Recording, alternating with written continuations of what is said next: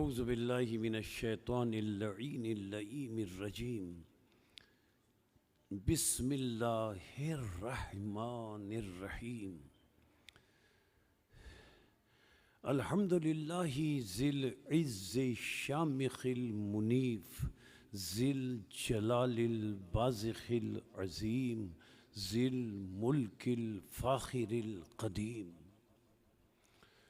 مالک الاملاکی مفلک الافلاکی مسخر الشمس والقمر مکور اللیل والنہار مکور النہار علی اللیل قاسم کل جبار عنید مہلک کل شیطان مرید رب الجنتی والناس رب العالمین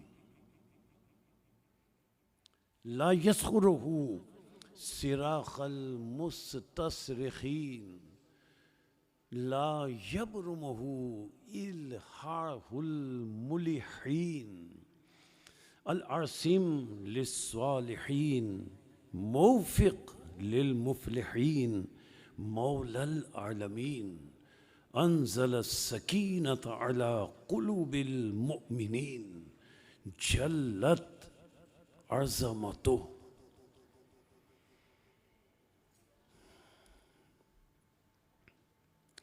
الصلاۃ والسلام علی النبی الامی العربی الہاشمی القرشی المکی المدنی الابتحی المطلبی ابی القاسم محمد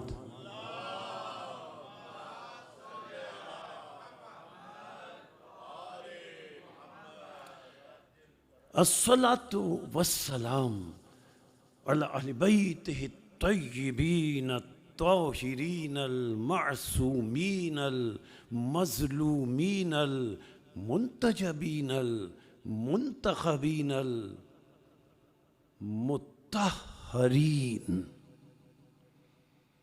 الذین اذہب اللہ عنہم الرجس وطہرہم تطہیرا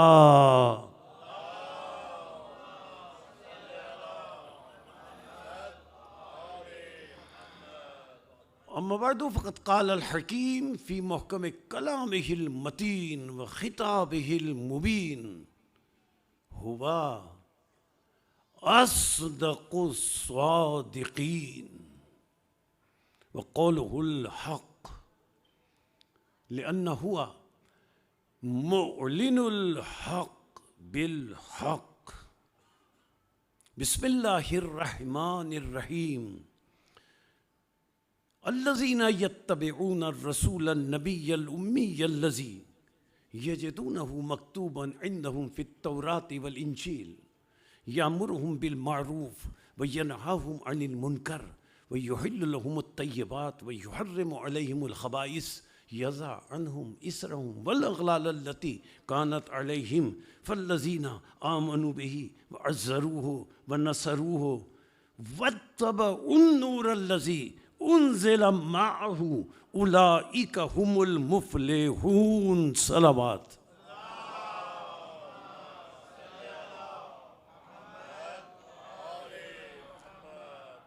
آخرت میں فلاح، آخرت میں کامیابی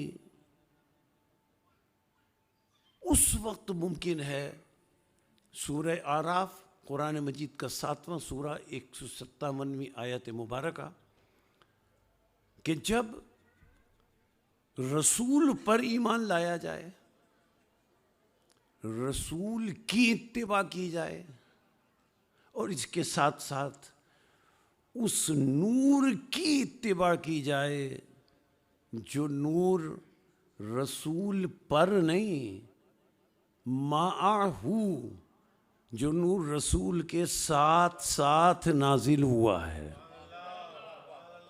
سورہ شعراء قرآن مجید کا 26واں سورہ، اللہ نے بتایا معہو اور بات ہے، علا اور بات ہے۔ سورہ شعراء 26واں سورہ، نزول قرآن پر گفتگو کرتے ہوئے اللہ نے ارشاد فرمایا نزل بہ الروح الامین علی قلبک، علی قلبک۔ اللہ نے فرمایا کہ اے رسول جبریل امین قرآن نازل ہوئے لے کر علی قلبک، تمہارے قلب پر۔ قرآن نازل ہوا قلب پر، یہ نور نازل ہوا ساتھ ساتھ۔ آخرت میں فلاح و نجات اس وقت ملے گی جب اس نور کی اتباع کی جائے، رسول کی اتباع، رسول پر ایمان، اور اس نور کی اتباع جو رسول کے ساتھ ساتھ نازل کیا گیا۔ یہ نور جس کی اتباع کا اور جو ساتھ ساتھ نازل کیا گیا، اس نور کے نقطۂ مرکزی کا نام جناب سیدہ فاطمہ ہے۔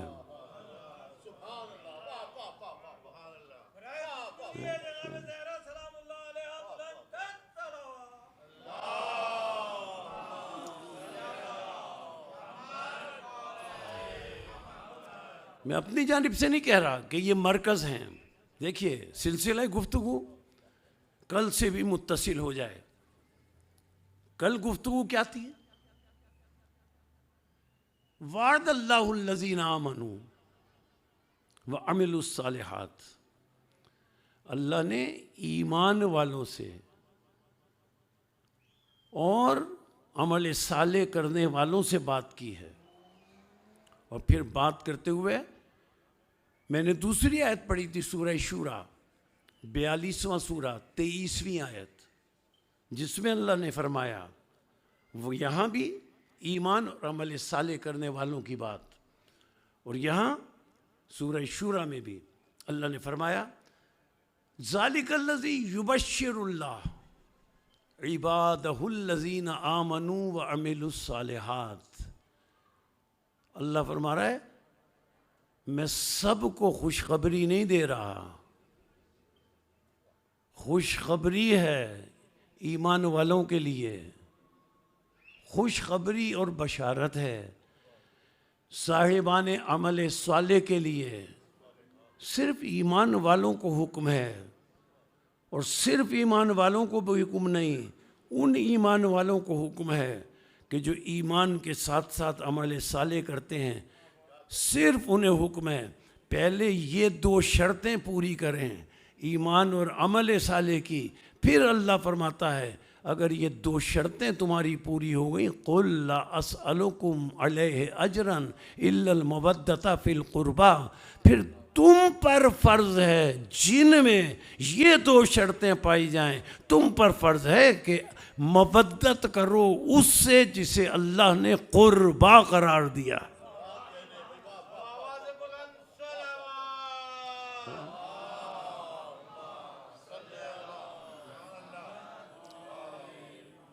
اچھا، اور مودت کیوں کرو؟ قربا سے مودت، قربا کا گفتگو کا سلسلہ کل تھا، قربا سے کیوں مودت کرو؟ قل، اے رسول ان سے کہہ دو، دولت کے انبار لے کر آئے تھے رسول کے پاس، وفد کی صورت میں بہت سارے لوگ آئے تھے،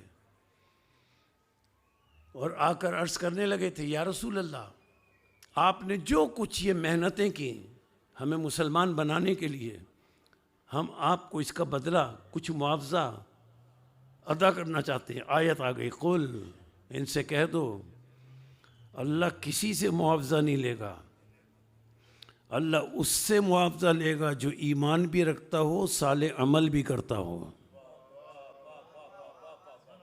کسی سے معاوضہ اللہ نہیں لے گا۔ اور رسول ان سے کہہ دو کہ اگر یہ صاحب ایمان ہیں اور صاحبان عمل صالح ہیں تو ان سے کہہ دو کہ میری رسالت کا معاوضہ، بدلہ اور اجر یہ ہے کہ قربا سے مودت کرو۔ اب کسی اور سے شکایت ہمیں کرنی نہیں چاہیے کہ وہ قربا سے مودت کیوں نہیں کرتا، وہ کیوں کرے، نہ اس کے پاس ایمان ہے نہ عمل صالح ہے۔ ہمیں شکایت ہی نہیں کرنی چاہیے کسی سے کہ بھئی کیوں نہیں کرتے، نہیں کرتے، بنیادی شرطیں نہیں ہوں گی تو کیسے کریں گے؟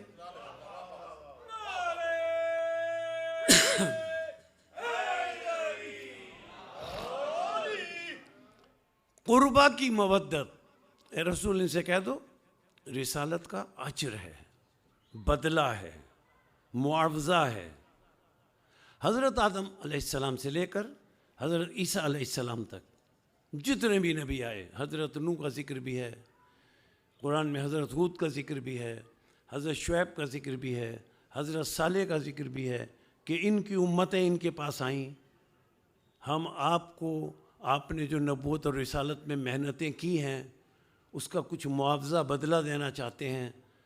تو حضرت نوح نے، حضرت شعیب نے، حضرت ہود نے، تمام نے اللہ کے حکم سے، آیت نازل ہوئی، اللہ نے قرآن میں بتایا، اللہ کے حکم سے ان انبیاء نے اپنی امتوں سے کہا کہ ہم تم سے معاوضہ نہیں لیتے، ہمارا معاوضہ اور اجر تو ہمیں اللہ عطا کرے گا۔ حضرت آدم سے حضرت عیسیٰ تک کسی نبی نے اپنی امت سے معاوضہ، بدلہ، اپنی نبوت کا اجر، محنتوں اور کاوشوں کا اجر طلب نہیں کیا۔ اللہ نے فرمایا طلب نہ کرو، اور ان سے کہہ دو ان اجریہ الا علی رب العالمین، کہ ہمارا اجر ہمارے رب کے پاس ہے، وہ ہمیں آخرت میں اس کا اجر عطا کرے گا۔ صرف خاتم النبیین کی ذات گرامی مرتبت وہ ہے کہ جب انہیں لوگ اجر دینے آئے، معاوضہ دینے آئے، 1,23,999 انبیاء کرام میں سے اللہ نے فرمایا کہ تم اجر نہ مانگو۔ اور جب خاتم النبیین کے پاس آئے تو اللہ نے یہ آیت نازل کر دی، رسول 1,23,999 سے کہا اجر نہ مانگو اللہ نے، اور جب خاتم النبیین سے کی بات آئی تو اللہ نے فرمایا اے رسول ان سے اجر مانگو، لیکن ان سے اجر مانگنا جو ایمان والے ہوں، جو عمل صالح کرنے والے ہوں، اے رسول ان سے اجر مانگو، اور اجر رسالت کا یہ ہے کہ یہ قربا سے مودت کریں۔ کسی نبی نے اجر نہیں مانگا، کیوں نہیں مانگا؟ دو وجوہات تو میں عرض کر دوں کہ حضرت آدم علیہ السلام سے حضرت عیسیٰ علیہ السلام تک کسی نبی نے اپنی رسالت اور نبوت کی محنتوں کا اجر کیوں نہیں مانگا؟ پہلی بات تو یہ ہے جو لائق توجہ ہے کہ حضرت آدم سے لے کر حضرت عیسیٰ تک ان کے زمانے میں، حضرت آدم سے لے کر حضرت عیسیٰ کے زمانے تک کیوں اجر نہیں مانگا انہوں نے؟ اس لیے نہیں مانگا کہ ظاہری طور پر ایسی ہستیاں موجود ہی نہیں تھیں کہ ان نبیوں کی نبوت اور رسالت کا وہ اجر بن سکیں۔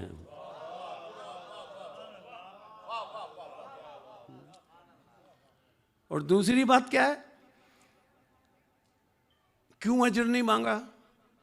کسی مزدور سے مزدوری کرائیں، جب وہ مزدوری ختم کر دے گا تو اسے اس کا معاوضہ دیا جائے گا۔ کب دیا جائے گا؟ کام ختم ہونے پر، کام کے دوران نہیں۔ جب کام ختم ہو جائے تو اسے بدلہ دیا جائے گا، اسے معاوضہ دیا جائے گا، بس یہی بات ہے۔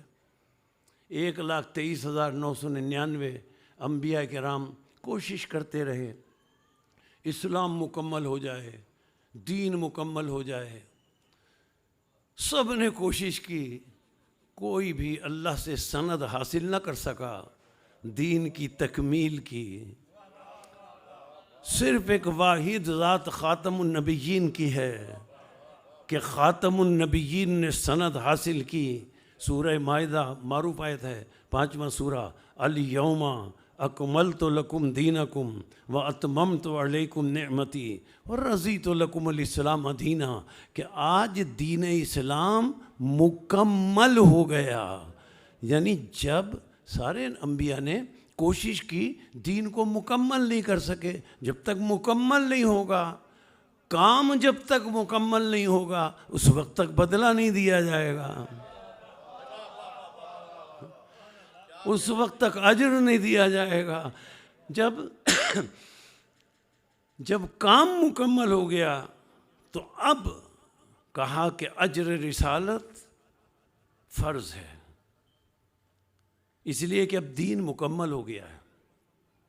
یہ جو آیت ہے نا، الیوم اکملت لکم دینکم، اسے کوئی معمولی آیت نہ سمجھیں۔ قرآن کی ہر آیت کا درجہ بلند ترین ہے، لیکن یہ آیت تو عجیب ہے۔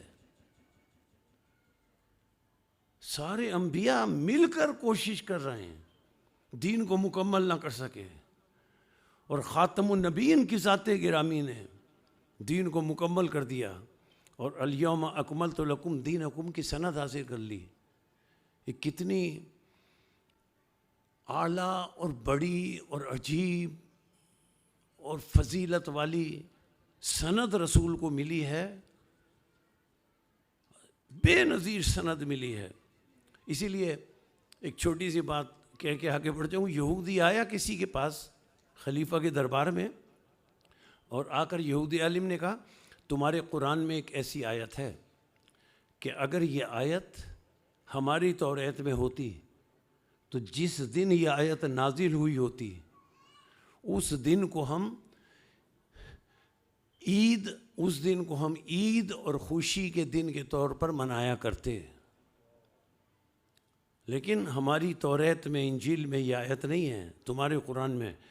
خلیفہ وقت نے پوچھا وہ کون سی آیت ہے؟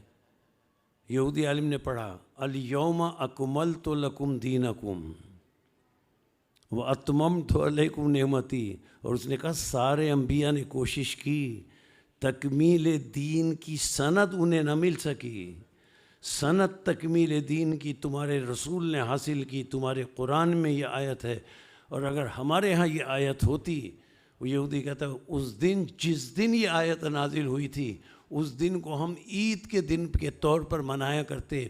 مسلک تشیع کے علاوہ کسی میں یہ جرأت نہیں ہے کہ جس دن یہ آیت نازل ہوئی اس دن کو عید کے دن کے طور پر منائے، اس دن کو خوشی کے دن کے طور پر منائے۔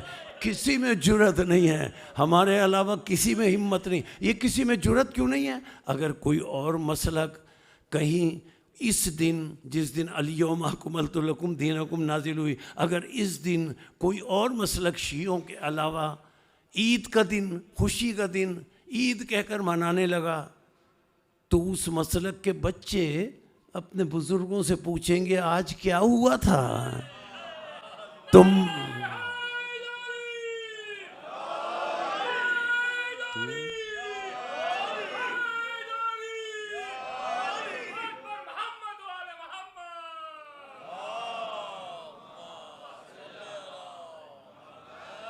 وہ پوچھیں گے نا، وہ پوچھیں گے آج کیا ہوا تھا، رسول کے کس فرمان کے بعد یہ آیت نازل ہوئی۔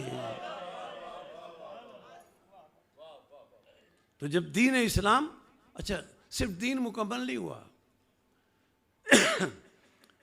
پورے قرآن میں ارباب علم جانتے ہیں، پورے قرآن میں کوئی ایک مقام مجھے ایسا دکھا دیں جس میں کلمہ لا الہ الا اللہ محمد رسول اللہ ایک جگہ ہو۔ پورے قرآن میں کلمہ ایک جگہ نہیں ہے، کلمہ ایک وقت میں نازل ہی نہیں ہوا۔ چلیے اگر محمد رسول اللہ تک کلمہ ہے تو کسی ایک جگہ دکھا دیں لا الہ الا اللہ محمد رسول اللہ، نہیں ہے۔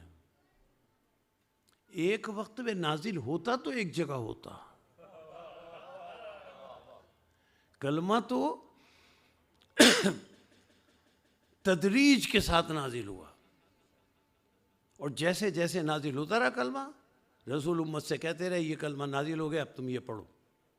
سورہ طٰہٰ قرآن مجید کا 20واں سورہ، کلمے کا پہلا جز، طٰہٰ کے اوپر دیکھ لیں لکھا ہوا ہے مکی سورہ، یعنی مکے میں یہ آیت نازل ہوئی رسول پر، سورہ طٰہٰ کی، اننی انا اللہ لا الہ الا انا، اے رسول ان سے کہہ دو کہ یہ لا الہ الا اللہ کہیں۔ کلمے کا پہلا جز آ گیا مکے میں، جیسے ہی مکے میں پہلا جز نازل ہوا، رسول نے مکے کے لوگوں سے، آپ تاریخ اور سیرت ختمی مرتبہ پڑھ لیں، رسول نے مکے کے لوگوں سے خطاب کرتے ہوئے صرف یہ جملہ کہا، صرف یہ فرمایا کرتے تھے، قولوا لا الہ الا اللہ تفلحوا۔ ہجرت سے پہلے مکے میں رسول فرماتے تھے لا الہ الا اللہ کہہ دو، میں رسول تمہیں آخرت میں فلاح کی ضمانت دیتا ہوں۔ محمد الرسول اللہ پڑھنا ضروری نہیں ہے، مکے میں حکم صرف لا الہ الا اللہ کا آیا، رسول نے پہنچا دیا۔ اب جب ہجرت کر کے گئے، مدینے پہنچے، تو اب دیکھیں مدنی آیت سورہ الفتح، قرآن مجید کا 48واں سورہ، مکے میں لا الہ الا اللہ، اب الفتح 48واں سورہ، اللہ نے فرمایا آیت میں محمد الرسول اللہ، کہ اب صرف لا الہ الا اللہ کہنے میں نجات نہیں ملے گی، اب ہجرت کر کے آ گئے ہو، کلمے کا پہلا جز مکے میں نازل ہوا، نوجوان میری اس بات کو اپنے ذہنوں میں محفوظ کریں، دوسرا جز کلمے کا مدینے میں نازل ہوا، اب رسول نے مدینے میں فرمایا قولوا لا الہ الا اللہ و محمد الرسول اللہ فاتفلحوا، اب فرمایا مدینے میں لا الہ الا اللہ کو اور محمد الرسول اللہ کو، تو رسول تمہیں آخرت میں نجات کی ضمانت دیتا ہے۔ اب صرف لا الہ الا اللہ میں نجات نہیں ملے گی، لیکن کلمہ بھی مکمل نہیں ہوا، ایک جز مکے میں نازل ہوا، اللہ نے یہ نہیں بتایا کہ مکمل ہو گیا، دوسرا جز مدینے میں نازل ہوا، اللہ نے یہ نہیں فرمایا کہ مکمل ہو گیا کلمہ۔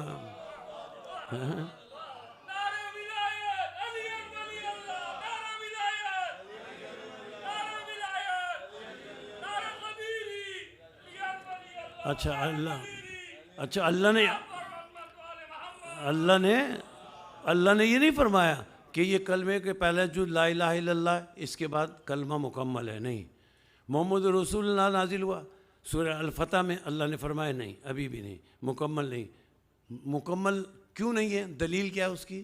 دلیل یہ ہے کہ لا الہ الا اللہ کا حکم اللہ نے دیا، کلمہ مکمل نہیں، کیوں؟ اس لیے کہ دین مکمل نہیں،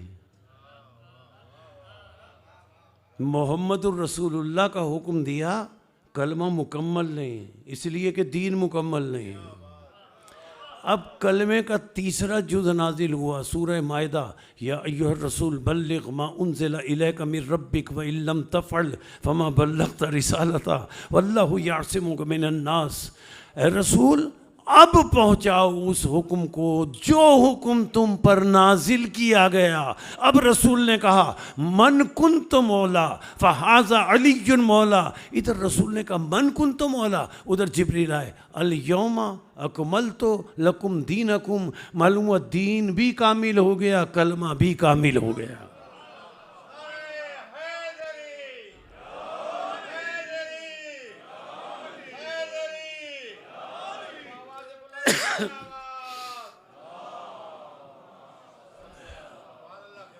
بات کر رہا ہوں مودت قربا کی، لیکن بات ذہن میں آ گئی اس لیے سماعتوں کے لیے پیش کر رہا ہوں۔ اچھا اسی بات کو ایک دفعہ اور دہرائیں تو ایک جملہ کہہ کے پھر میں مودت قربا تک بات کو لے جاؤں۔ اسی بات کو ایک دفعہ دہرائیں۔ مکے میں رسول نے کیا فرمایا؟ ایک عجیب جملہ کہہ کر بات کو آگے بڑھا رہا ہوں۔ مدینے میں رسول نے فرمایا، اللہ کا حکم تھا قولوا لا الہ الا اللہ، ان سے کہو لا الہ الا اللہ کہیں، آخرت میں نجات کی ضمانت اللہ دیتا ہے، محمد رسول اللہ کی ضرورت نہیں ہے۔ اچھا اب مجھے ایک بات بتائیں، ہجرت کے بعد حکم آیا محمد رسول اللہ کا، بڑی توجہات مبذول رہے. لطیف منزل ہے، نازک، جس پہ میں بات کرتے ہوئے ایک جملہ کہنا چاہ رہا ہوں. مکے میں حکم آیا، دوہرا اسی لیے رہا ہوں کہ بات پہنچ جائے. مکے میں حکم آیا لا الہ الا اللہ. مکے میں لا الہ الا اللہ کے حکم کے آنے کے بعد جس نے لا الہ الا اللہ پڑھ لیا اور ہجرت سے پہلے، مدینے کی ہجرت سے پہلے وہ مر گیا، وہ جنت میں جائے گا؟ جائے گا نا. اسے محمد رسول اللہ پڑھنے کی بھی ضرورت نہیں ہے. وہ محمد رسول اللہ کی آیت کے نازل ہونے سے پہلے، ہجرت مدینہ سے پہلے مر گیا، وہ جنت میں جائے گا. لیکن اگر کوئی لا الہ الا اللہ مکے میں پڑھنے کے بعد ہجرت مدینہ کے بعد بھی زندہ رہا اور محمد رسول اللہ کا حکم آ گیا، تو اب اسے، چونکہ وہ زندہ رہا،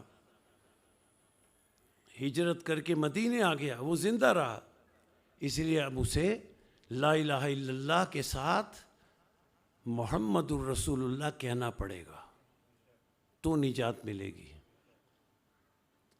اگر پہلے مر جاتا ہجرت سے پہلے تو لا الہ الا اللہ میں نجات مل جاتی. اب جملہ کہنا چاہ رہا ہوں، اگر وہ، دوہرا رہا ہوں بار بار، اگر وہ صرف لا الہ الا اللہ کہنے کے بعد ہجرت مدینہ سے پہلے مکے میں مر جاتا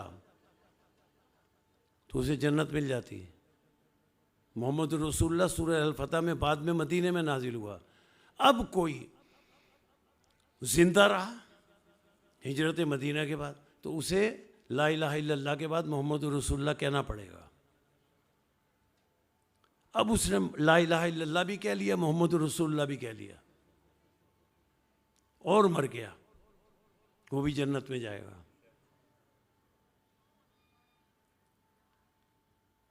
لا الہ الا اللہ مکے میں کہا، بار بار دہرا رہا ہوں، جملہ ہی اتنا عجیب کہنا چاہتا ہوں. لا الہ الا اللہ مکے میں کہا، ہجرت سے پہلے مر گیا، جنت میں جائے گا. ہجرت کے بعد زندہ رہا، محمد الرسول اللہ کہا، جنت میں جائے گا. لیکن کلمہ بھی مکمل نہیں ہوا. اگر غدیر میں جو اعلان رسول نے کیا، من کنت مولا کا، یعنی مولا اور ولی ایک ہے، علی ولی اللہ کا جو اعلان رسول نے غدیر میں کیا، اس سے پہلے اگر کوئی مر جائے تو وہ جنت میں جائے گا. لا الہ الا اللہ محمد الرسول اللہ پڑھے گا، غدیر سے پہلے مر جائے گا تو وہ جنت میں جائے گا. تو میں بس کہنا یہی چاہتا ہوں، اگر علی کی مولائیت سے اتنا ہی بغض تھا تو غدیر سے پہلے مر جاتے.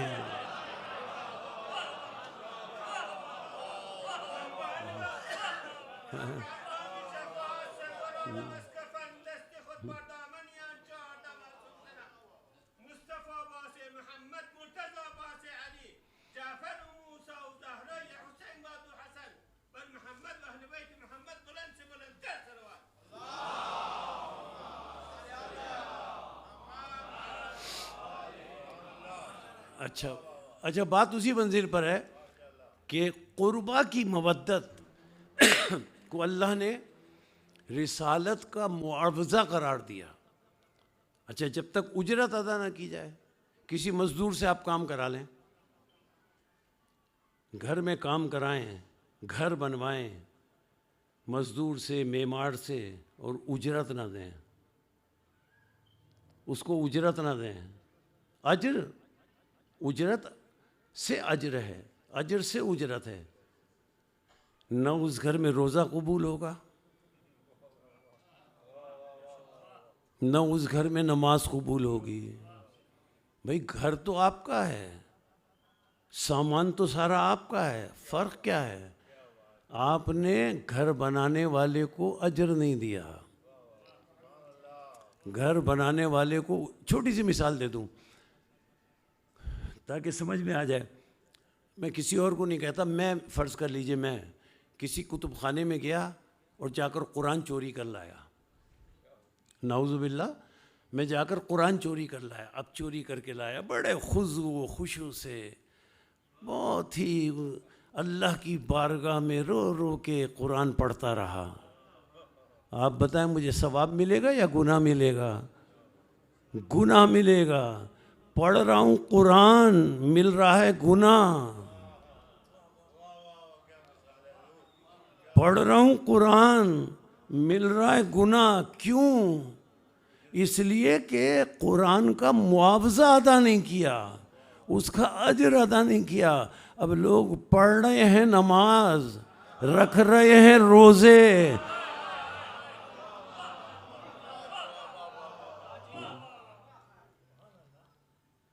اگر اجر ادا نہیں کریں گے تو وہ نماز ثواب نہیں ہوگی۔ جس طرح قرآن پڑھنا گناہ، اس طرح وہ نماز پڑھنا گناہ۔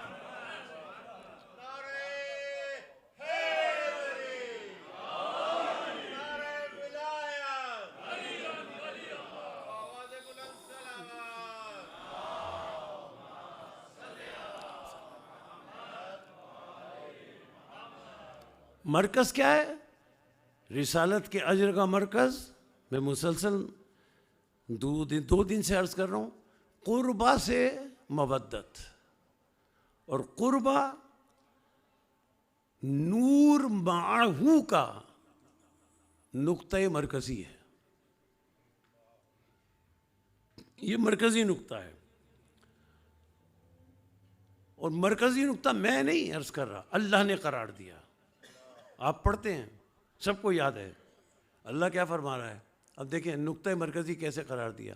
اللہ کیا فرما رہا ہے؟ عزتی و جلالی، مجھے اپنی عزت کی قسم، مجھے اپنے جلال کی قسم، یا ملائکتی۔ اچھا اب یہاں پہ ایک لفظ لائق توجہ ہے، پڑھنے سے پہلے اس کی وضاحت کر دوں۔ کیا فرما رہا ہے اللہ؟ ارباب علم کے لیے پیش کر رہا ہوں، یا ملائکتی، اے میرے ملائکہ، مجھے میری عزت کی قسم، مجھے اپنے جلال کی قسم، یا ملائکتی، اللہ فرما رہا ہے اے میرے ملائکہ۔ صرف اتنا نہیں کہا، اس کے بعد ہے وا، ملائکتی وا، عطف کا واو، وا سکان سماواتی۔ یہ عجیب مرحلہ ہے فکر کا۔ اللہ کیا فرما رہا ہے؟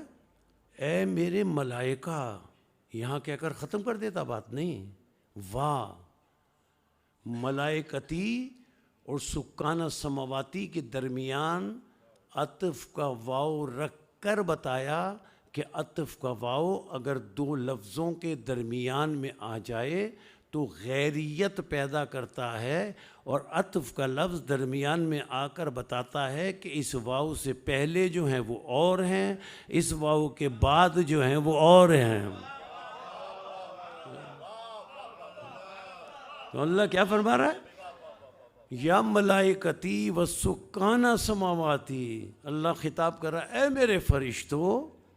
معلوم ہے صرف فرشتے آسمانوں پر نہیں رہتے، اللہ فرما رہا ہے وہ یا سکان السماواتی، اے میرے فرشتوں اور میرے آسمانوں پر رہنے والوں سب سنو۔ معلوم ہے وہ اور ہیں، فرشتے اور ہیں، کیا سنو؟ ما خلقت السماء مبنیۃ ولا ارض مطیۃ ولا شمس مضیۃ ولا قمر منیر ولا فلک یدور ولا بحر یجری ولا فلک یسری الا فی محبت ہؤلاء الخمسۃ الذین هم تحت الکساء۔ ترجمے کی ضرورت نہیں ہے، اللہ نے کیا، لیکن ایک جملہ ایک بات کہنے کے لیے ترجمہ کر دوں، توجہ رکھیے گا۔ ترجمہ کیا ہے؟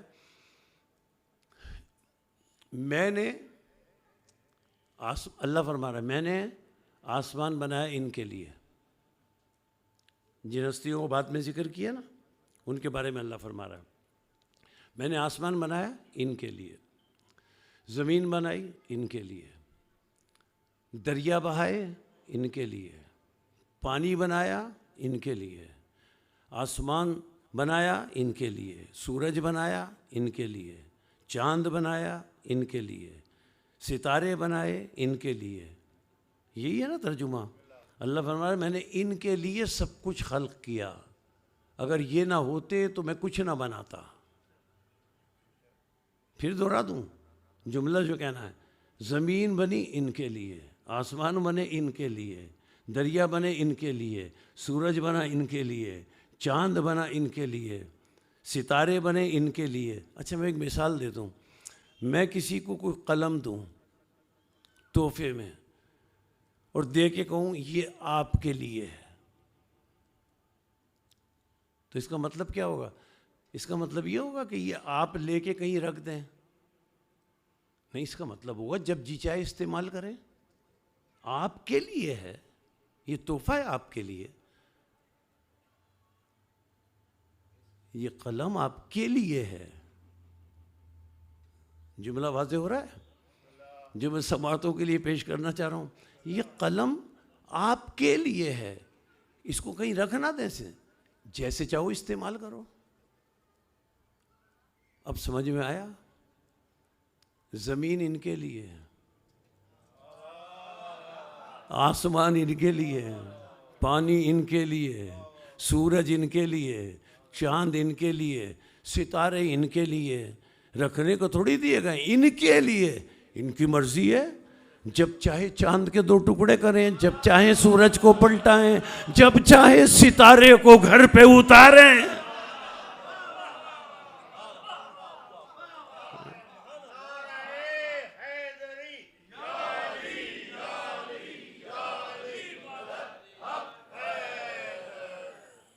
ان کے لیے ہے۔ یا اللہ کن کے لیے؟ یا رب، جبریل آگے بڑھے، اور وہ کیوں نہ پہچان سکے اس تفصیلات میں نہیں جاتا۔ یا رب ومن تحت الکسا، جبریل کہتے ہیں اے میرے رب، یہ اس چادر کے نیچے کون ہے جن کے لیے یہ سب کچھ ہے؟ تو رسول خاتم چادر میں ہیں، علی مرتضیٰ جیسا قسیم الجنت والنار چادر میں ہے، الحسن والحسین سیدہ شباب اہل الجنہ جیسے چادر میں ہیں۔ اور اللہ نے جب بھی اپنا کوئی حکم بھیجا ہے تو رسول کو مرکز بنا کر بھیجا ہے، شریعت رسول کو مرکز بنا کر بھیجی، کتاب رسول کو مرکز بنا کر بھیجی، احکام رسول کو مرکز بنا کر بھیجے۔ اس پنجتن کے مجمع میں رسول خاتم موجود ہیں، لیکن اللہ کی حکمتیں دیکھیں، وہ حکمتوں کا خالق ہے۔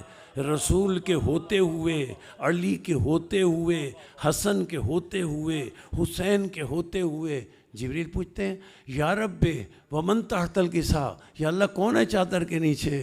تو اللہ رسول کو مرکز نہیں بناتا، علی کو مرکز نہیں بناتا، امامت کو مرکز نہیں بتاتا، حسن کو مرکز نہیں بناتا، حسین کو مرکز نہیں بناتا۔ اب تعارف کرا رہا ہے اس نور کا جو معہو ہے، اب اس نور کا تعارف کرایا اور اس کے مرکز کا تعارف کرا کے کہا جبریل ہم اہل بیت النبوت و معدن الرسالت، جبریل ہم فاطمہ و ابوہا،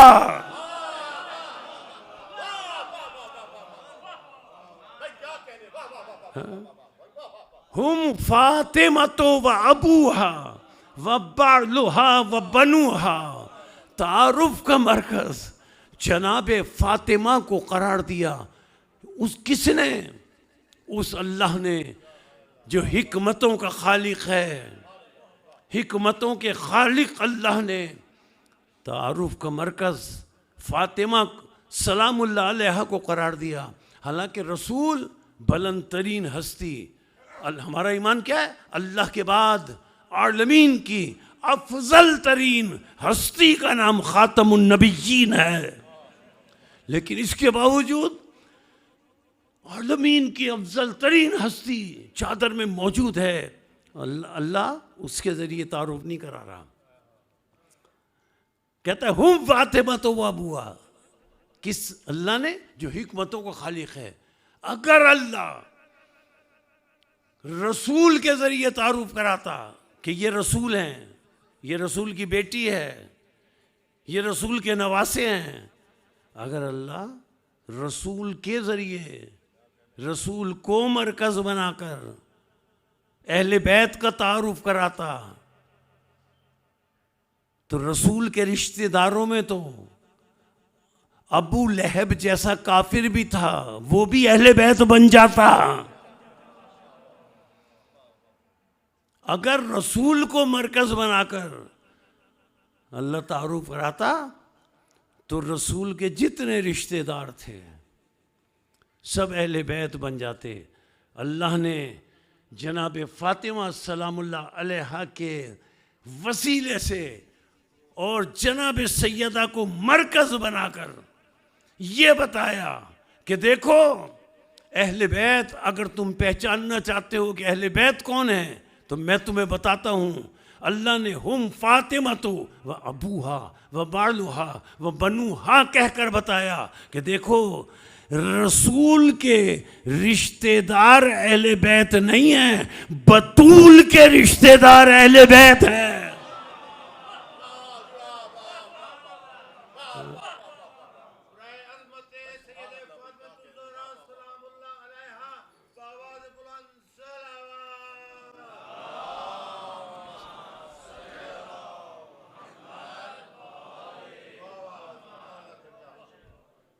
اچھا ہوں گی، میں نے کل بھی عرض کیا تھا، ہوں گی اور ہوں گی، شاید رسول کی بیٹیاں ہوں گی. جب بیٹیاں اور ہوں گی، اگر ہوں گی تو نواسے بھی اور ہوں گے، نواسیاں بھی اور ہوں گی، لیکن کسی کو نہیں بلایا، صرف ایک کو بلایا.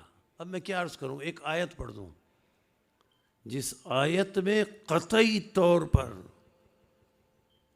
یہ واضح ہو جاتا ہے رسول کی بیٹی کے حوالے سے کہ وہ کتنی تھی. صرف آیت پڑھ رہا ہوں اور پھر بات کو آگے بڑھاؤں.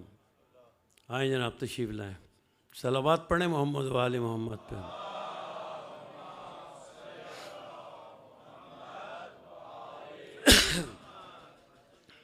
اچھا صرف آیت پڑھ رہا ہوں، مزید اس کی تفصیلات میں نہیں جاؤں گا، اپنے موضوع کی طرف لوٹ کر آ رہا ہوں کہ رسول کی بیٹیاں کتنی تھیں. بڑا اختلاف ہوتا ہے نا روایتوں میں. کبھی تاریخ کے حساب سے بتایا جاتا ہے کہ اتنی عمر میں شادی ہوئی، اتنی عمر تک کوئی اولاد نہیں ہوئی، 10 سال کے اندر یہ اور بیٹیاں کیسے ہو گئیں. جناب خدیجہ سلام اللہ علیہ سے ان کی شادیاں بھی ہو گئیں. ان تفصیلات میں نہیں جا رہا تاریخ کی، بس میں تو ایک آیت پڑھ رہا ہوں جس سے ثابت ہو جائے گا. اور آیت بھی بہت چھوٹی سی. کون سی آیت ہے؟ بسم اللہ الرحمن الرحیم. والشمس وضحاہا، ذرا توجہ کیجیے گا. والقمر اذا تلاہا. ترجمہ کیا ہے اس کا؟ ہر مسلک نے اس کا ترجمہ یہ کیا. اللہ فرما رہا ہے والشمس، سورج کی قسم.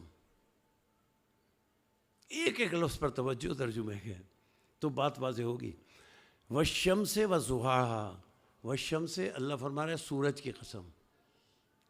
اور ضحا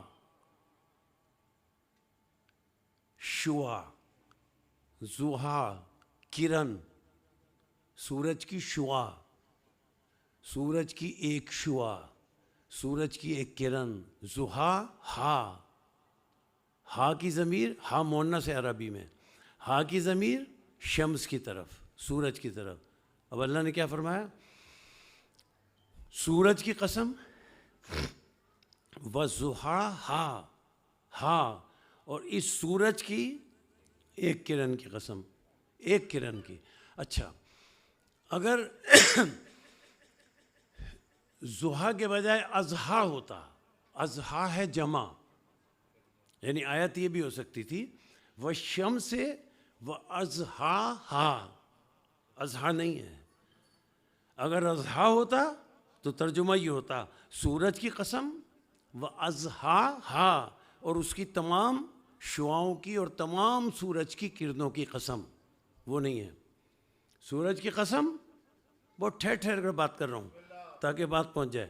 سورج کی قسم اور اس کی ایک شعاع کی قسم۔ اب آگے آیت بڑھی، والقمر اذا تلاہا، اور چاند کی قسم، ہر چاند کی قسم نہیں، اذا جب، تلاہا اس چاند کی قسم جو سورج کا تالی ہو، تلاہا اس چاند کی قسم جو سورج کا تالی ہو، ہر چاند کی قسم نہیں۔ اور تالی کسے کہتے ہیں؟ اس چاند کی قسم جو سورج کا تالی ہو۔ تالی اسے کہتے ہیں جو ذات میں اور صفات میں اسی جیسا ہو۔ تالی اسے کہتے ہیں جو ذات میں اور صفات میں اس جیسا ہو۔ اچھا، اب آیت نازل ہوئی، رسول کے پاس آئے، رسول کے ساتھی، کئی حوالے موجود ہیں۔ رسول کے پاس آئے، یا رسول اللہ، یہ اللہ کیا فرما رہا ہے، کس کی قسم کھا رہا ہے؟ والشمس وضحاها والقمر اذا تلاها۔ رسول نے فرمایا سنو، یہ اس سورج کی قسم نہیں کھا رہا جو دن میں نکلتا ہے۔ رسول نے فرمایا یہ اس چاند کی اللہ قسم نہیں کھا رہا جو رات کو طلوع ہوتا ہے۔ یا رسول اللہ پھر کس کی قسم کھا رہا ہے اللہ؟ تو رسول فرماتے ہیں ایھا الناس انا کالشمس علی کالقمر۔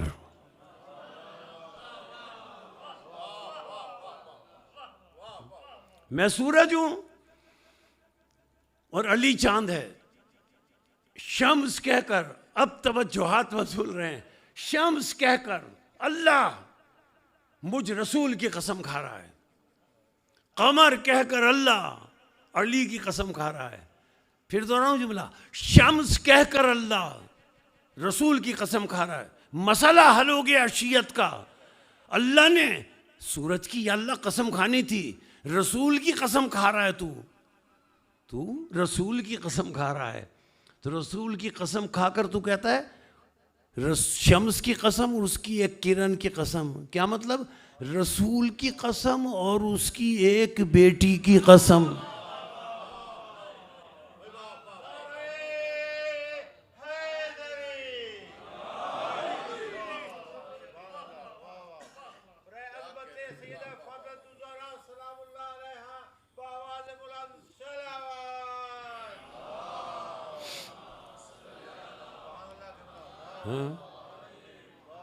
بھئی یہ تو طے شدہ بات ہے کہ رسول کی قسم کھائی، تو پھر کیا حرج تھا کہ اللہ فرما دیتا والشمس واضحاها؟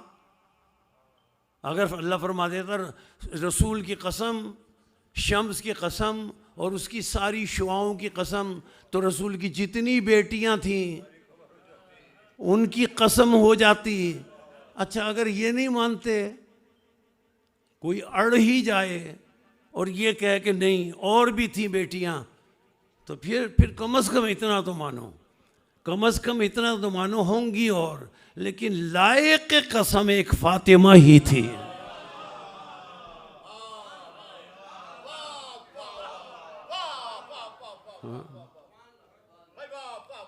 لائق قسم صرف ایک جناب سیدہ سلام اللہ علیہا تھی۔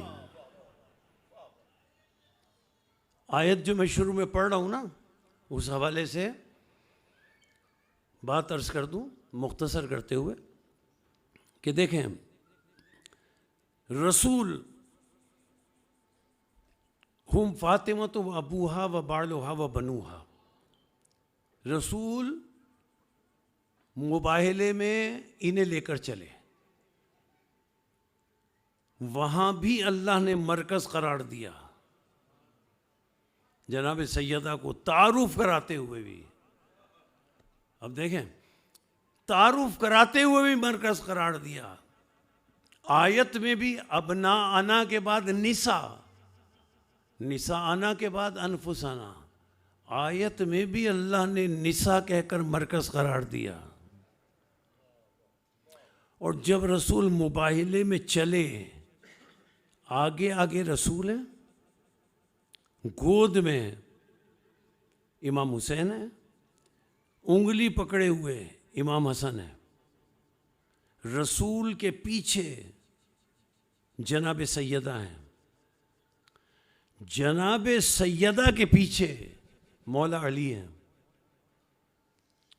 اس ترتیب سے جا رہے ہیں. میں نے عرض کیا تھا نا کل یا پرسوں کہ 3 دن تک رسول سمجھاتے رہے، ان کی سمجھ میں نہیں آیا. انہوں نے علی کو بھی دیکھا تھا، بحث کرتے وقت حسین بھی موجود تھے، بحث کرتے وقت حسن بھی موجود تھے. کون تھا جسے دیکھ کر عیسائیوں نے یہ جملہ کہا؟ اچھا، اب ایک لائق توجہ بات، بہت ہی زیادہ لائق توجہ بات ہے.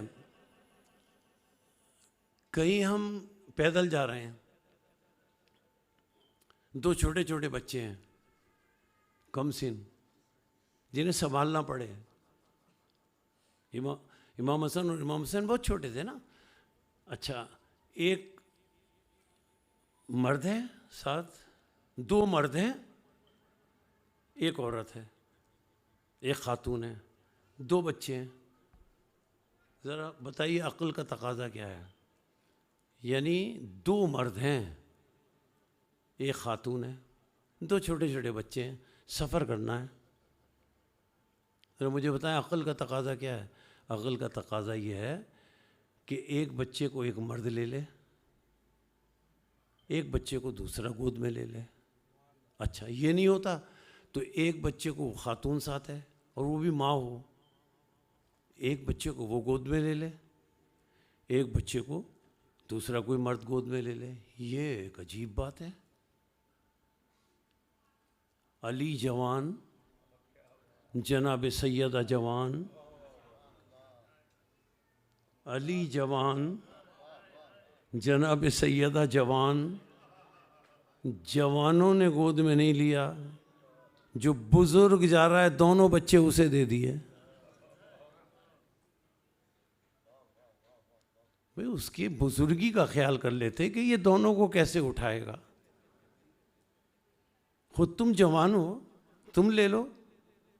اور ایک روایت مجھے دکھا دیں کوئی ایک، جس میں حضرت علی نے یہ کہا ہو کہ یا رسول اللہ لائیں حسن یا حسین مجھے دے دیں. نہیں کہا کہ حسن حسین کو میں سنبھال لوں گا، یا حسن دے دیں یا حسین دے دیں. نہیں کہا. ایک روایت دکھا دیں کہ جناب سیدہ نے کہا ہو بابا آپ دونوں بچوں کو سنبھال رہے ہیں، آپ بزرگ ہیں، ایک مجھے دے دیں میں اسے گود میں لے لوں گی. جناب سیدہ نے بھی نہیں کہا. نہ جناب سیدہ نے کہا نہ جناب علی نے کہا. دونوں بچے بزرگ کے حوالے کر دیے. یہ کون سا انصاف ہے؟ اصل میں بات کیا ہے؟ حضرت علی کی بصیرت،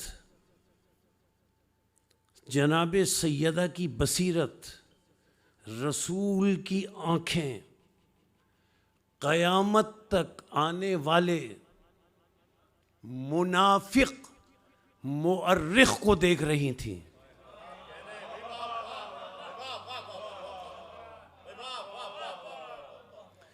قیامت تک آنے والے منافق مؤرخ کو رسول علی اور سیدہ دیکھ رہے تھے. اگر علی یا سیدہ حسن یا حسین کو گود میں لے لیتے اور رسول نہ لیتے تو آج کا منافق مورخ یہ لکھتا بچے تھے، ماں باپ کے ساتھ چلے گئے تھے.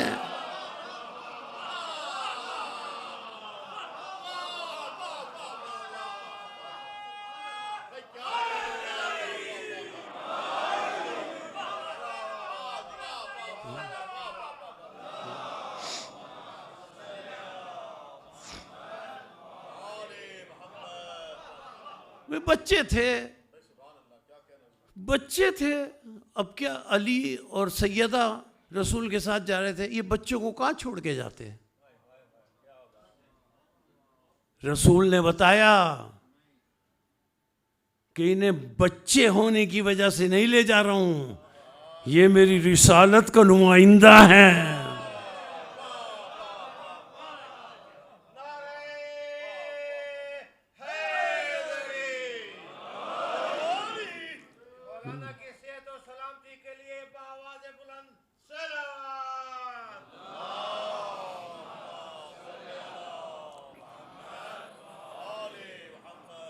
میں انہیں اس لیے لے کر جا رہا ہوں.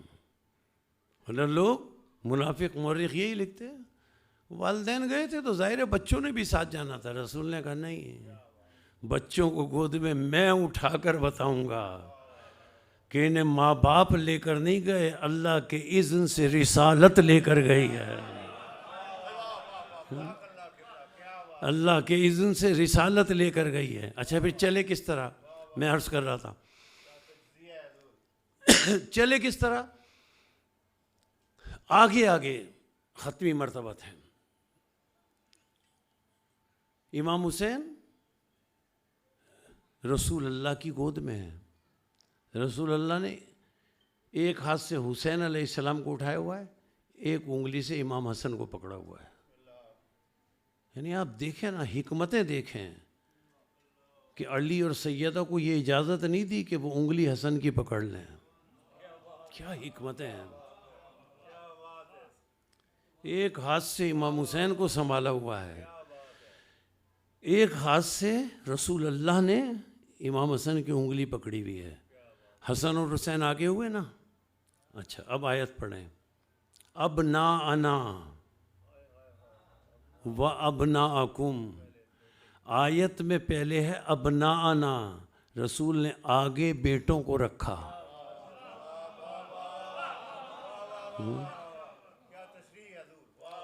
پھر آیت میں ہے نساءنا. اب اپنے عقب میں جناب سیدہ کو رکھ کر بتایا کہ کوئی امرأتن مباہلے میں نہیں جائے گی, جو نساء ہوگی وہ جائے گی. آیت کی ترتیب دیکھی. ابناءنا پہلے امام حسن اور امام حسین, نساءنا اب جناب سیدہ. جو آیت کی ترتیب وہ رسول کی عملی تفسیر, وہ رسول کی عملی تفسیر.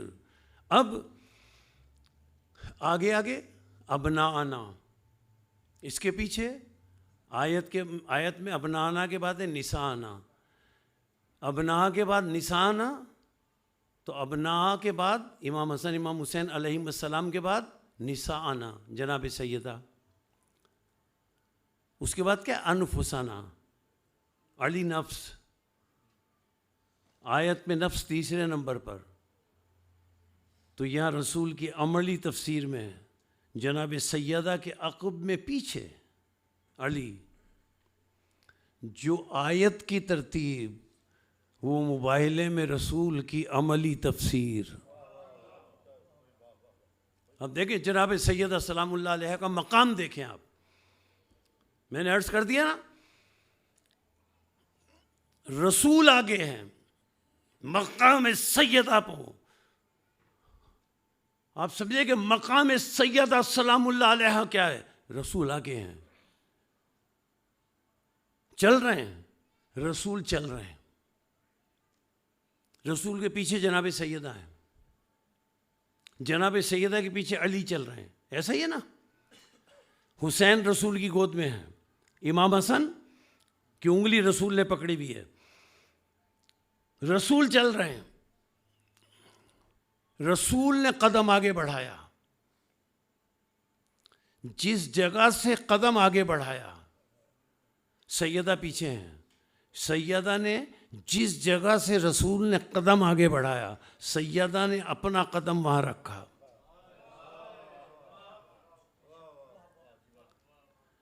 اب سیدہ نے قدم آگے بڑھایا, علی پیچھے ہیں.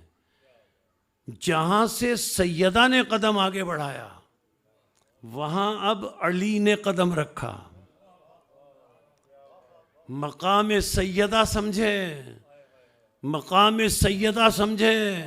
مقام سیدہ کیا ہے؟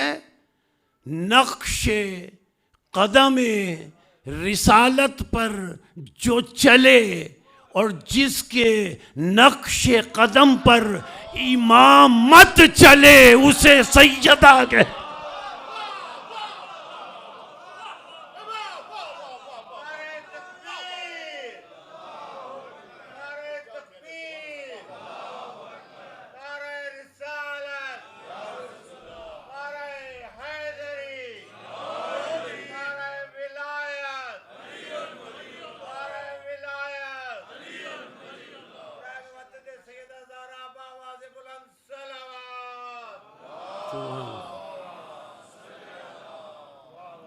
سیدہ سلام اللہ علیہ کی عظمت کو سمجھیں, سیدہ سلام اللہ علیہ کی فضیلت کو سمجھیں. جو نقش قدم رسالت پر قدم رکھے اور جس کے نقش قدم پر امامت قدم رکھے اسے سیدہ کہتے ہیں.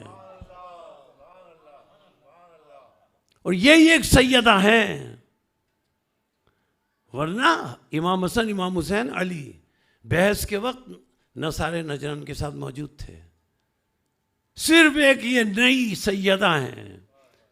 معلوم ہے صرف انہیں دیکھ کر نصارے نجران کے سردار نے کہا ہم ایسے چہرے دیکھ رہے ہیں کہ اگر یہ ہاتھ دعا کے لیے اٹھا دیں تو یہ پہاڑ اپنے مقام کو چھوڑ دے گا, پہاڑ اپنی جگہ سے ہٹ جائے گا.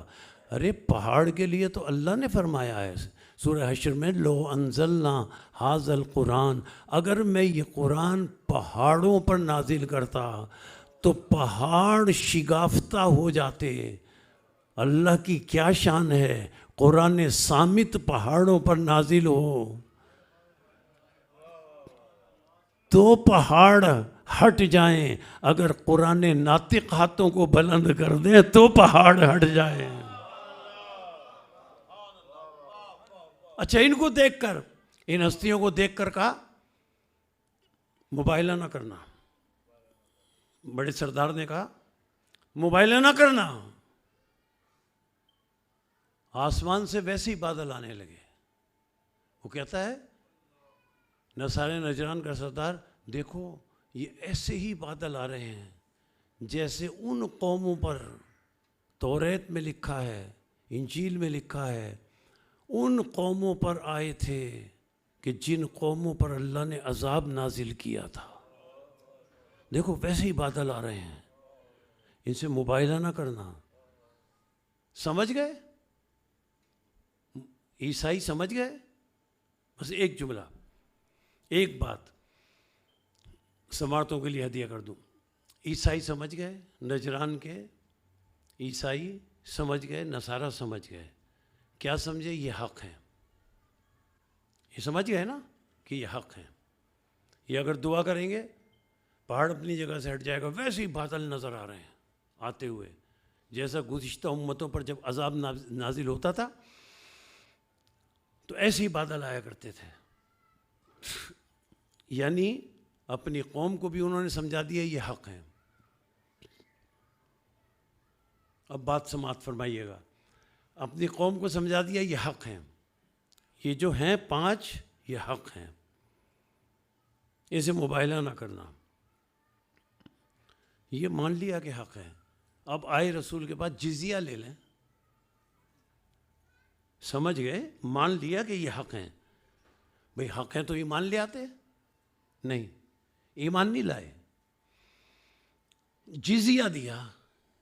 یہ بدلہ لے لیں, یہ جزیہ لے لیں, یہ طے کر لیں کتنا لیں گے. ایمان نہیں لائیں گے. ہم پہچانتے تھے کہ یہ حق ہیں, ایمان نہیں لائے. پھر جملہ کہوں, پہچانتے تھے کہ یہ حق ہیں, ایمان نہیں لائے. یعنی ہر دور میں ایسے لوگ ہوتے ہیں کہ پہچانتے ہیں کہ حق کیا ہے, ایمان نہیں لاتے.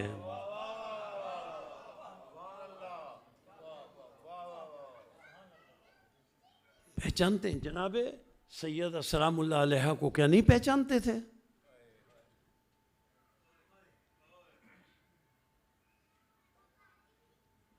جب رسول اکرم کا آخری وقت تھا دنیا سے ظاہری طور پر جانے کا، تو رسول اکرم نے ارشاد فرمایا اپنی بیٹی سیدہ سلام اللہ علیہ سے، بیٹی ذرا اپنا چہرہ میرے کان کے قریب لاؤ۔ جناب سیدہ سلام اللہ علیہ اپنا چہرہ اپنے بابا رسول اللہ کے کان کے قریب لے گئیں۔ جناب رسول اللہ نے ارشاد فرمایا آہستہ سے، بیٹی اب میں دنیا سے رخصت ہو رہا ہوں، بیٹی اب میں جا رہا ہوں۔ جناب سیدہ سلام اللہ علیہ نے یہ سنا تو رونے لگی، آنکھوں سے آنسو جاری ہو گئے کہ میرے بابا اس دنیا سے اب جا رہے ہیں۔ رسول نے پھر قریب بلایا، اپنی بیٹی کو روتے ہوئے دیکھ کر پھر قریب بلایا، اور قریب بلا کر پتہ نہیں کیا کان میں کہا۔ جناب سیدہ کے کان میں پتہ نہیں کیا کہا، روتے روتے جناب سیدہ تبسم فرمانے لگی، روتے روتے جناب سیدہ مسکرانے لگی۔ معلوم ہے آپ کو، روایتوں میں موجود ہے کہ دوسری مرتبہ رسول نے کیا کہا؟ جو جناب سیدہ سلام اللہ علیہ مسکرانے لگی، دوسری مرتبہ رسول نے فرمایا بیٹی سب سے پہلے تو میرے پاس آئے گی، سب سے پہلے تو میرے پاس آئے گی۔ اور عزیزو، یا 75 دن رسول کے بعد، یا 90 دن، یا 90 دن یا 75 دن، بس جناب سیدہ سلام اللہ علیہ زندہ رہی ہیں۔ لیکن کیسے زندہ رہی ہیں آپ جانتے ہیں؟ ماذا علی من یشم تربتہ احمد اللہ یشم مد الزمان غوالیہ۔ کس طرح زندہ رہی؟ صبت علی مصائب لو انہا صبت علی الایام سرنا لیالیہ۔ 75 دن یا 90 دن یہ کہتی رہی مجھ پر مصائب کے وہ پہاڑ ٹوٹے کہ اگر دنوں پر وہ مصائب پڑتے تو وہ راتوں میں بدل جاتی۔ بیت الحزن میں جا کر رویا کرتی تھیں، لوگوں نے گھر میں رونے بھی نہیں دیا۔ اور یہ تو تاریخ کربلا بھی ہے، نہ ماں کو اپنے بابا پر رونے دیا گیا، نہ بہن کو اپنے بھائی پر رونے دیا گیا۔ اجرکم علی اللہ۔ بس عزادارو، چند جملے اور گفتگو اختتام پذیر ہو جائے۔ جس روز کوئی مرض نہیں تھا، جناب سیدہ سلام اللہ علیہ کو کوئی بیماری نہیں ہوئی تھی، کوئی بخار نہیں ہوا تھا، جس روز دنیا سے جانے والی تھیں اس روز ایک وقت میں کئی کام کر رہی تھیں۔ کھانا بھی پکا رہی تھیں، کپڑے بھی دھو رہی تھیں۔ مولا علی گھر میں آئے، کہا آج تم بہت عجلت میں ایک وقت میں کئی کام کر رہی ہو، یہ اتنے کام ایک وقت میں کرنے کی کیا ضرورت ہے؟ مولا تو جانتے تھے نا، روایت ہم تک پہنچانے کے لیے یہ جملے ہیں۔ تو جناب سیدہ سلام اللہ علیہ نے جواب میں ارشاد فرمایا میرے بیٹے بابا کے روزے پہ گئے ہیں، وہ روزے سے ابھی واپس آئیں گے، ان کے لیے کھانا بنا رہی ہوں۔ اور ایک مرتبہ ام ایمن سے مخاطب ہو کر کہا ام ایمن، جب میرے بچے نانا کے روزے سے واپس آ جائیں تو سب سے پہلے انہیں کھانا کھلانا۔ دیکھو میں حجرے میں جا رہی ہوں، ام ایمن جب تک میری تسبیح کی آواز آتی رہے سمجھ لینا میں دنیا میں ہوں، جب میری تسبیح کی آواز رک جائے تو ام ایمن سمجھ لینا میں دنیا میں نہیں ہوں۔ لیکن اگر میری تسبیح کی آواز کے رکنے کے بعد حسن اور حسین آئیں تو انہیں یہ نہ بتانا کہ تمہاری ماں دنیا سے چلی گئی ہے، پہلے دسترخوان بچھا دینا، انہیں کھانا کھلا لینا، کھانا جب وہ کھا لیں جب انہیں بتانا۔ ہاں عزیزو، امام حسن اور امام حسین جو کم سن ہیں نانا کے روضے سے واپس آئے، جیسے ہی واپس آئے جناب سیدہ سلام اللہ علیہ دنیا سے رخصت ہو چکی تھیں، جیسے ہی واپس آئے ام ایمن نے دسترخوان بچھایا، جناب سیدہ دنیا سے جا چکی ہیں، دسترخوان ام ایمن نے بچھایا، جو جناب سیدہ سلام اللہ علیہ نے کھانا پکایا تھا وہ رکھا۔ حسن اور حسین نے ام ایمن سے مخاطب ہو کر کہا حجرے کا دروازہ کھولو، حجرے کا دروازہ بند کیوں کیا ہوا ہے؟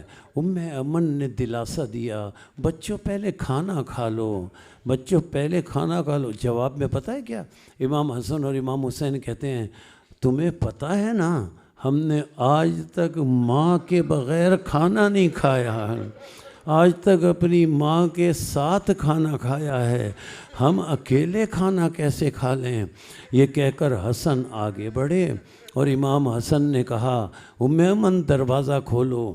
ام ایمن نے کہا مجھے حکم نہیں ہے، دروازہ کھولنے کا مجھے حکم نہیں ہے۔ جب یہ سنا تو امام حسین علیہ السلام آگے بڑھے اور پتہ کیا جملے کہے، یہ کتاب کے روایت کے جملے ہیں، آگے بڑھ کر کہتے ہیں ام ایمن سے دروازہ کھولو، اگر تم دروازہ نہیں کھولو گی تو میں رونے لگوں گا، اگر تم دروازہ نہیں کھولو گی تو میں رونے لگوں گا، ام ایمن میں رونے لگوں گا۔ تمہیں پتہ ہے میری ماں سب کچھ برداشت کر سکتی ہے، مجھ حسین کا رونا برداشت نہیں کر سکتی، میں رونے لگوں گا، دروازہ کھولو ورنہ میں رونے لگوں گا۔ عزادارو ایک جملہ یہاں یاد آ گیا، امام حسین کہتے ہیں میں رونے لگوں گا، ایک جملہ یاد آ گیا، کربلا میں امام حسین لاشیں اٹھاتے جاتے تھے اور روتے جاتے تھے، لاشیں اٹھاتے جاتے تھے اور روتے جاتے تھے، اور ایک جملہ مولا حسین کا مجھے ملتا ہے، مولا فرماتے ہیں اے میرے شیعو کاش تم دیکھتے، اے میرے شیعو کاش تم دیکھتے، مجھے رلا رلا کر مارا گیا، مجھے رلا رلا کر مارا گیا، کاش تم دیکھتے، مجھے رلا رلا کر مارا گیا۔ لاشیں اٹھاتے جا رہے ہیں، یہ کہتے جا رہے ہیں اجرکم علی اللہ۔ عزادارو بس چند جملے، گفتگو اختتام پذیر ہو گئی۔ جناب سیدہ زہرا سلام اللہ علیہ سے یہ برداشت نہیں ہوا، یہ برداشت نہیں ہوا کہ میرے بچے ایک وقت کا کھانا نہ کھائیں۔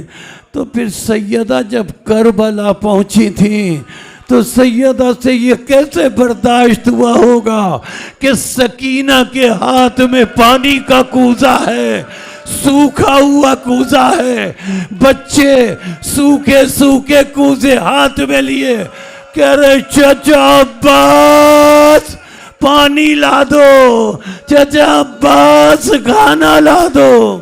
سیعلم الذین ظلموا ای منقلب ینقلبون۔ الہی بحق محمد و آل محمد ہماری عبادت کو قبول فرما، عامل کثیرہ کی توفیق عطا فرما، جو مومنین کل مومنین و مومنات اور خصوصاً حاضرین کی حاجات شریعہ کو پورا فرما، ہمیں غم حسین کے سوا کوئی غم نہ دے، ظہور میں تعجیل فرما، ہمیں ان کے اعوان اور انصار سے قرار دے۔